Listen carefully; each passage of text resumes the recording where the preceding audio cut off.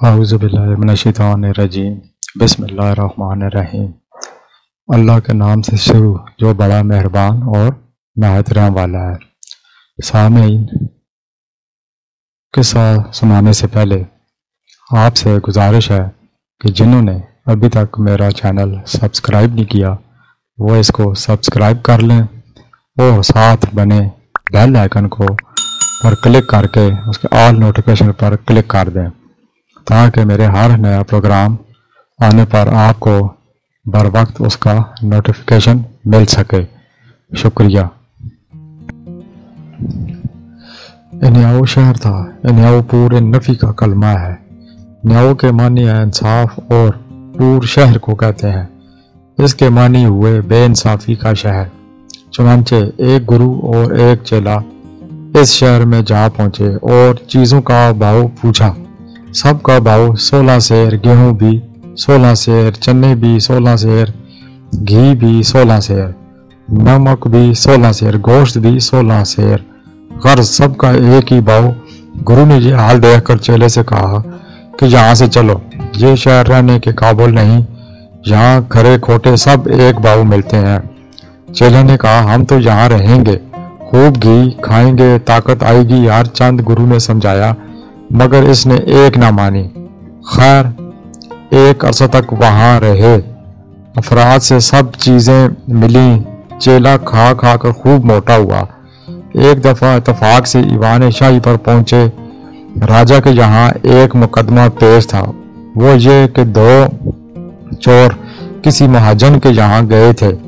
चोरी करने नकद देकर एक बाहर पहरा पर रहा, एक अंदर गया। इस पर वो दीवार गिर पड़ी, दब कर मर गया। इसके साथी ने दावा दायर कर दिया कि इसने ऐसी कमजोर दीवार बनाई थी कि वो गिर पड़ी। महाजन हाजिर किया गया। इसने उज़र किया कि मेरा कसूर नहीं, मामार ने ऐसी दीवार बनाई थी। मामार हाजिर किया गया। इससे पूछा।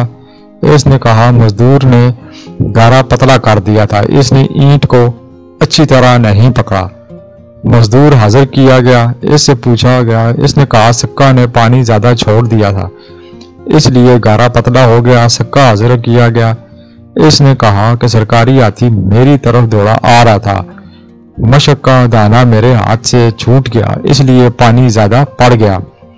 फेलबान को हाजिर किया गया। इसने कहा कि एक औरत बचता हुआ जेवर पहने आ रही थी, पाजेब की जनकार से हाथी चौंक गया। वो औरत हाजिर की गई। इसने कहा कि सुनार ने पाजेब में बाजा डाल दिया था। सुनार को हाजिर किया गया। इसको कुछ जवाब न आया। आखिर कहीं तो सिलसिला खत्म होता। ये तजवीज हुआ कि इस सुनार को फांसी दी जाए। इसको फांसी पर ले गए और गले में फांसी डाली। इसकी गर्दन ऐसी पतली थी कि हल्का इसके गले में बराबर न आया। हल्का था बड़ा। जल्लाद आकर कहा कि हल्का इसके गले में नहीं आता है। इस पर यह तजवीज हुआ कि किसी मोटे शख्स को फांसी देव। तलाश हुई तो सवाए चेला साहब के इतना मोटा और कोई ना मिला। इसको पकड़ कर ले गए। इन्होंने गुरुजी से कहा अब क्या करूं? गुरुजी ने कहा भाई मैंने तो पहले ही कहा था कि ये शहर रहने के काबिल नहीं, मगर तूने ना माना, अब किए को भुगत। चेले ने कहा हजूर किसी तरह बचाइए, कुछ तो कीजिए, आखिर आपका बच्चा हूं। गुरु ने तदबीर निकाली, आपस में झगड़ना शुरू किया। गुरु कहे कि मुझे फांसी दो और चेला कहे कि मुझे फांसी दो। खूब झगड़े, यहाँ तक कि राजा तक नौबत पहुंची। राजा ने पूछा क्या बात है? गुरु ने कहा कि ये एक साथ है कि जो कोई साथ फांसी में चढ़े तो सीधा बैकुंठ को जाए, इसलिए हम झगड़ते हैं कि फिर ऐसी साथ ना मिलेगी। राजा ने कहा कि फिर इससे बेहतर मौका कहाँ नसीब होगा, हमें फांसी दे दो। चुनांचे इस मनोज को फांसी दे दी गई। ऐसे राजा को फांसी ही देना अच्छा। पाप कटा खम हंस कम जहां पाक। ये किस्सा था अन्यायपुर का। 100 बहुत से लोग मुसलमान होकर ऐसी सल्तनत समझते हैं। खुदा की जैसे उन न्यायपुर की हुकूमत के कोई कायदा और कानून ही नहीं, अंधाधुंध मामला है जिसके कुछ असूल ही नहीं। इस वाक़े से हमें यह हासिल होता है कि ऐसे जाहिल हुक्मरानों से बचने की अल्लाह से दुआ मांगनी चाहिए।